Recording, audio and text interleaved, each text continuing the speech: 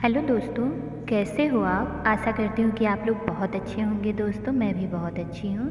तो video last तक आप लोग ज़रूर देखिएगा दोस्तों। वीडियो मानव कल्याण के हित के लिए है। धीरे बोलो, कोई सुन ना ले, यह बात हम सबके कानों में पड़ी होगी और हमारे मुंह से भी निकली होगी। लेकिन सोचने की बात यह है कि यह वाक्य कब कब हमारे मुंह से निकलता है और कब कब हमारे कानों में पड़ता है। ऐसे कम ही गुप्त राज होते हैं जो हम दूसरों के कानों में पड़ने नहीं देना चाहते हैं। अक्सर परिवार में अशांति का कारण हम स्वयं ही होते हैं। हम इस बात को देख पाएं, भले ना देख पाएं, पर वह असल सत्य है, क्योंकि जाने अनजाने मूर्खतावश हम खुद ही अपनी वो बातें दूसरों को बता देते हैं जो हमें कभी नहीं बतानी चाहिए। और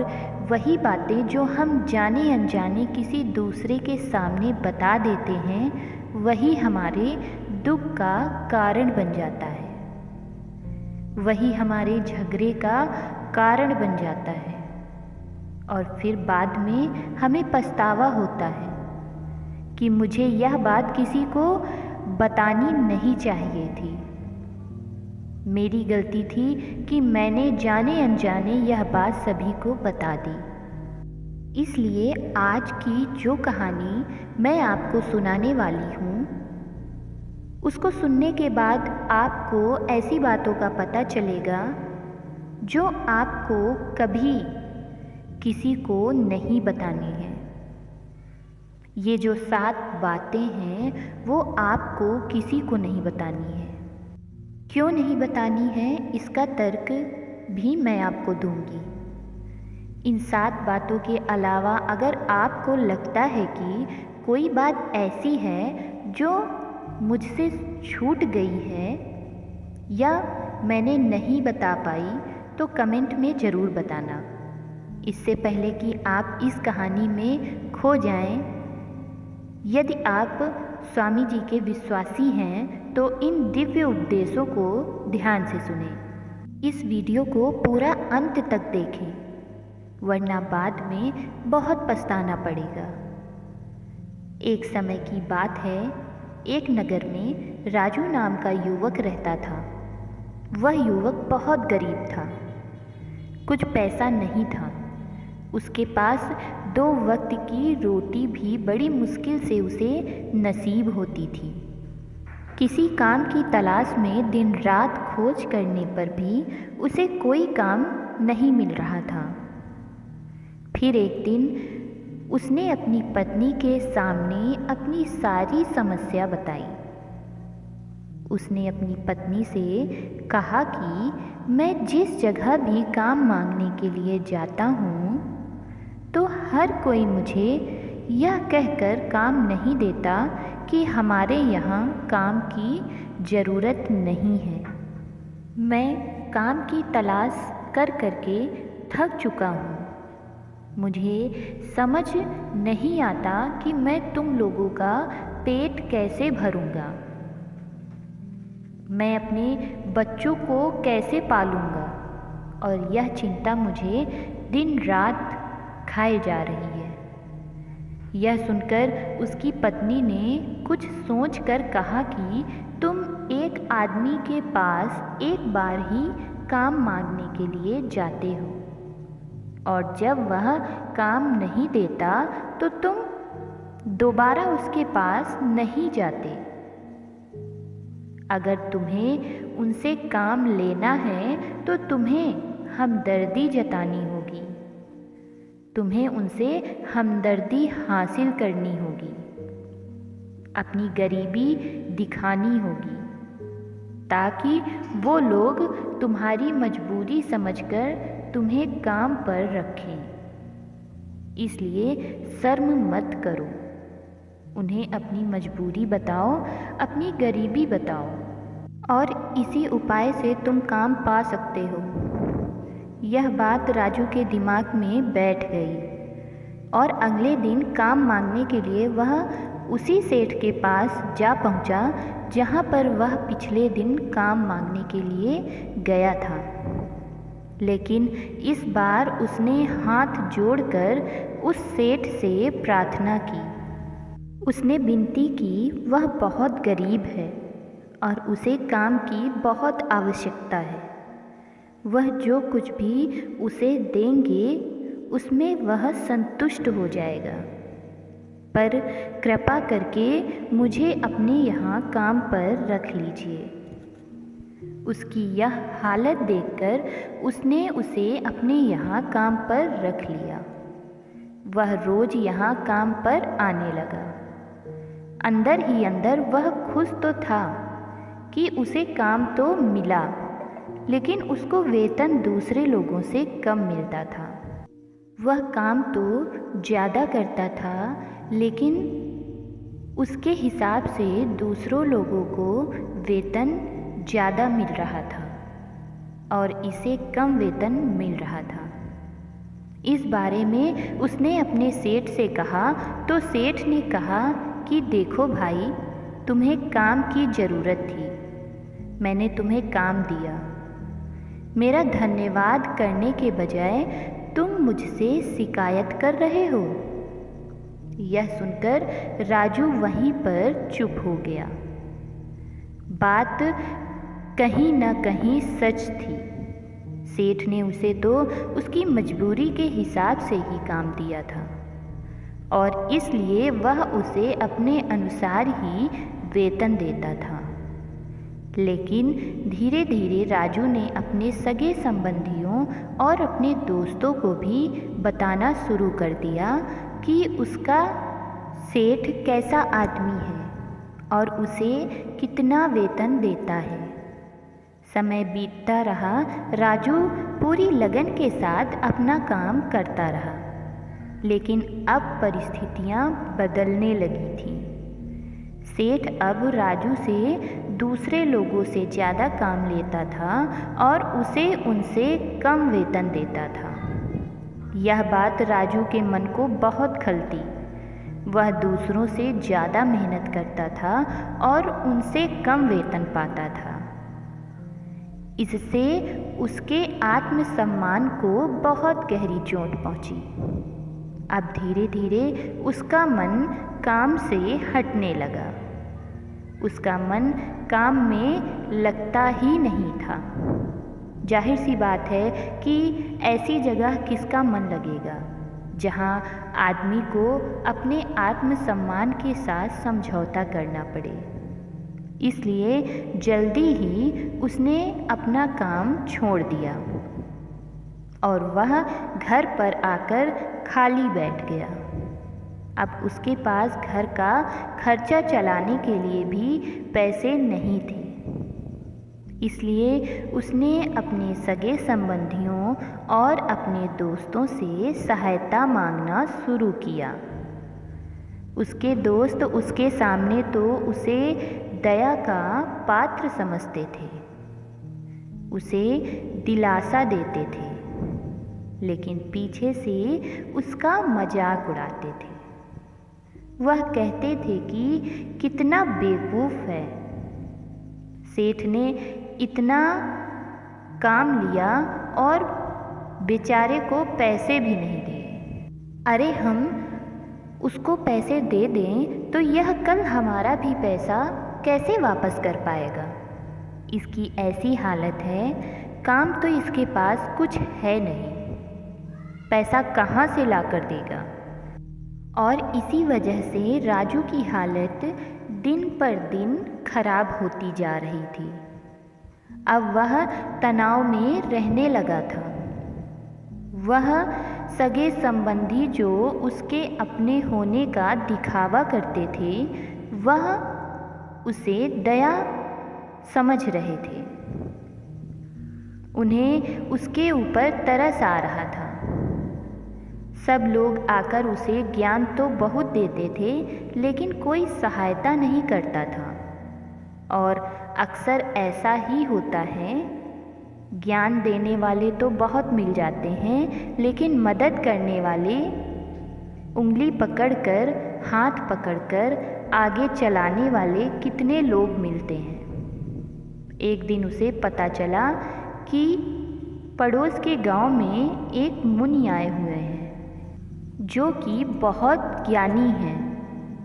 राजू इतना तनाव में था कि उसे कोई रास्ता नज़र नहीं आ रहा था, इसलिए जाने अनजाने वह उस मुनि के पास पहुंच जाता है। वहां पहुंचकर राजू सीधे उनके पैरों में गिरकर रोने लग जाता है। रोते रोते उन्हें अपनी सारी परिस्थिति बताता है। उन्हें बताता है कि किस तरह उसके सेठ ने उसका फ़ायदा उठाया और उसके सगे संबंधी उसके साथ कैसा व्यवहार करते हैं। सारी बातें सुनकर मुनि ने उसे चुप कराते हुए कहा कि यह सारी समस्या तुम्हारी बुद्धिहीनता, तुम्हारी मूर्खता के कारण उत्पन्न हुई है। अगर तुम्हारे अंदर विवेक होता तो उनमें से एक भी समस्या तुम्हारे चित्त को दुखी नहीं कर सकती थी, लेकिन तुमने अपने अविवेक के कारण, अपनी मूर्खता के कारण खुद ही अपने रास्ते में कांटे बिछा दिए। आज मैं तुम्हें 7 बातें बता रहा हूँ जो भूल कर भी किसी को मत बताना, और इन बातों का अनुसरण करते हुए तुम बाहर से मिलने वाले दुखों को दूर कर सकते हो जो बेवजह से तुम्हारे अंदर पनपती हैं।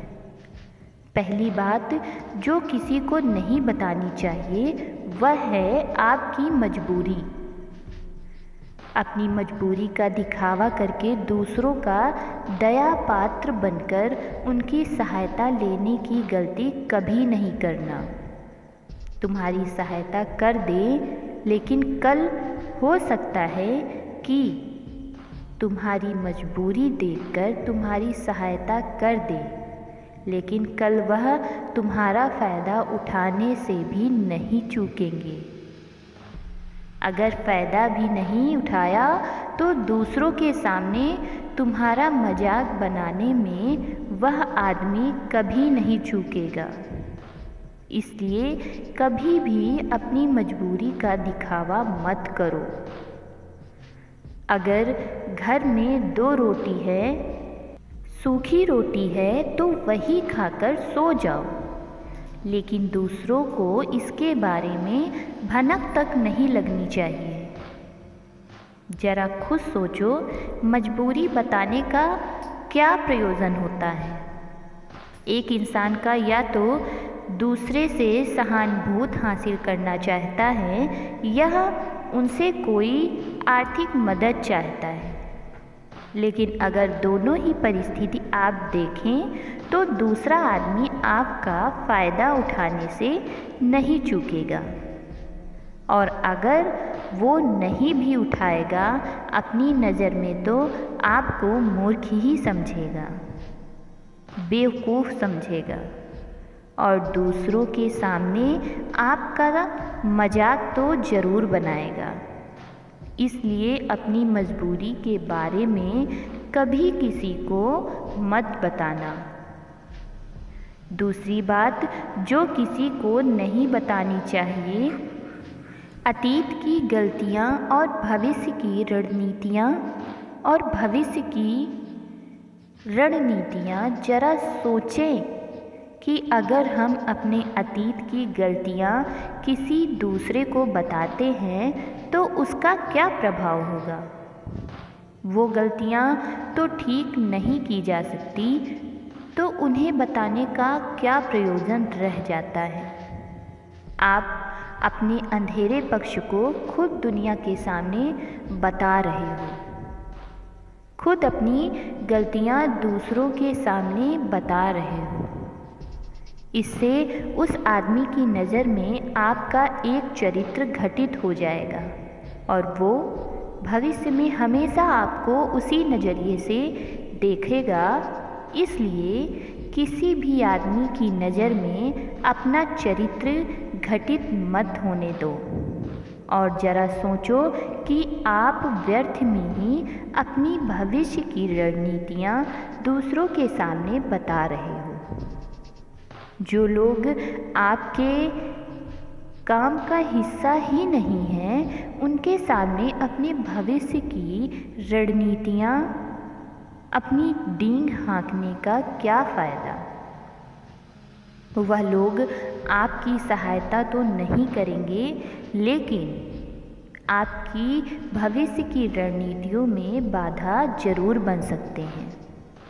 आप खुद अपने विवेक का इस्तेमाल करिए और सोचिए कि आपके साथ भी ऐसा हुआ है कि आपने अपने भविष्य की रणनीति किसी को बताई हो और वह कामयाब ही न हुई हो। जरूर हुआ होगा, जरा गौर से सोचें। तीसरी बात जो किसी को नहीं बतानी चाहिए वो है आपके घर की बातें। जो भी हमारे घर के अंदर आपस में बातचीत होती है, हमारे माँ बाप के साथ, हमारी पत्नी के साथ, हमारे बच्चों के साथ, वो बातें परिवार तक ही सीमित रहनी चाहिए। अगर आप इन बातों का दूसरों के सामने ढिंढोरा पीटते हो तो दूसरों को आपके घर में घुसने का एक मौका मिल जाता है और वह इसका फ़ायदा उठाने से कभी नहीं चूकेंगे। आपके परिवार के सदस्यों को दूर लेकर जाने की कोशिश करेंगे। अक्सर हम समाज में देखते हैं कि हम अपने घर के झगड़ों को कम करने के लिए उन झगड़ों को अपने पड़ोसियों और दूसरे सगे संबंधियों को बता देते हैं, लेकिन इससे आपको सहायता कभी नहीं मिली होगी, बल्कि आपके घर के लड़ाई झगड़े और ज़्यादा बढ़ गए होंगे और यह जाहिर है वह बढ़ेंगे। अगर आप अपने माँ बाप की बात को दूसरों को बताएंगे तो आपके माँ बाप को बुरा ही लगेगा कि हमारा बेटा हमसे बगैर बताए दूसरों को यह बातें बता रहा है। इसलिए अपने घर की बातें और अपने घर के लड़ाई झगड़े किसी के सामने मत बताना। अगली बात मैं आपको जो बताने जा रही हूँ वो किसी को नहीं बतानी चाहिए। वह सुनने पर बहुत अजीब लग सकती है, लेकिन उसका सत्य भी मैं आपको एक तर्क के माध्यम से दूंगी। मैं आपको यह बताना चाहती हूँ कि आप अपनी आमदनी किसी को मत बताना।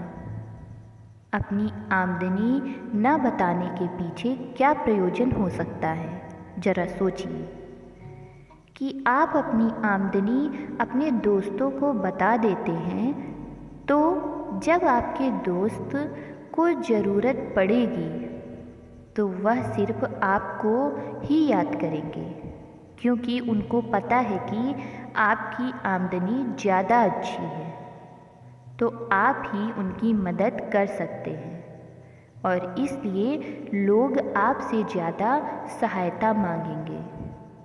और जब आप उनकी सहायता नहीं करेंगे तो वो सोचेंगे कि इस आदमी के पास पैसे हैं, मेरी सहायता कर सकता है, लेकिन यह सहायता कर नहीं रहा है। इसलिए आपकी आमदनी आप दोनों दोस्तों के बीच झगड़े का कारण हो सकती है। कम आमदनी होगी तो लोग मजाक उड़ाएंगे और ज़्यादा होगी तो लोग सहायता मांगेंगे, तो अपनी आमदनी बताने का कोई प्रयोजन नहीं है। अगली बात जो मैं आपको बताने वाली हूँ उसे आप गांठ बांध लेना और किसी को यह बात मत बताना। अपनी कमज़ोरियाँ, अपनी ताकत, अक्सर इंसान को पता नहीं होता कि उसकी कमज़ोरी या उसकी ताकत क्या है।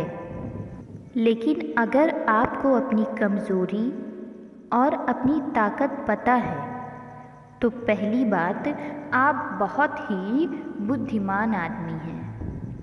और दूसरी बात कि आपको ये बातें किसी से साझा नहीं करनी है, क्योंकि अगर आपकी कमज़ोरियाँ दूसरे को पता चल गई तो वे आपकी कमज़ोरियों का फ़ायदा उठाएंगे, और अगर आपकी ताकत पता चल गई तो वही ताकत आपकी कमज़ोरी बन जाएगी, क्योंकि वो ताकत दूसरे आदमी को पता है और वह ताकत की काट भी ढूंढ ही लेगा। अपनी कमज़ोरियाँ और अपनी ताकत अपनी पत्नी या अपने पति को भी नहीं बतानी चाहिए, क्योंकि इसके बाद आपको घर में हमेशा झुक के रहना पड़ेगा।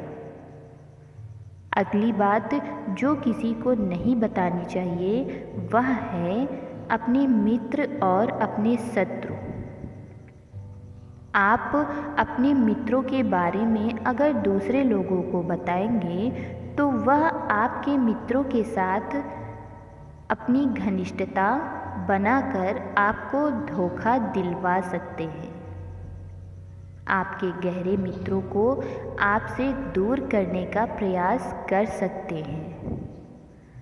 अक्सर आम आदमी ऐसा नहीं करता, लेकिन आपके दुश्मन ऐसा करने की कोशिश कर सकते हैं।